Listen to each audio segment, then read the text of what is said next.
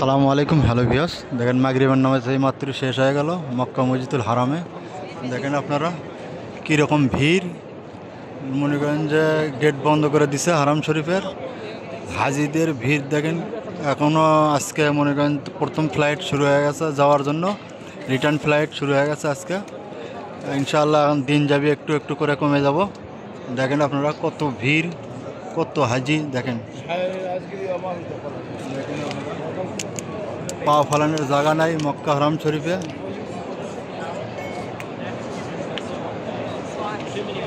এটা কিন্তু রাস্তার উপরে মনে করেন যে পা ফালানোর জায়গা নাই।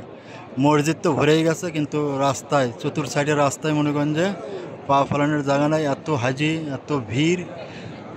দেখেন আপনারা, আমরা বাইরে আছি হারাম শরীফ বাইরে মিসফালার কাছে। দেখেন এত দূর পর্যন্ত কীরকম ভিড়। ইনশাআল্লাহ আস্তে আস্তে কমে যাবে এখন। মনে করেন যে দেখেন ছুটছে, ছেড়ে দিছে রাস্তা।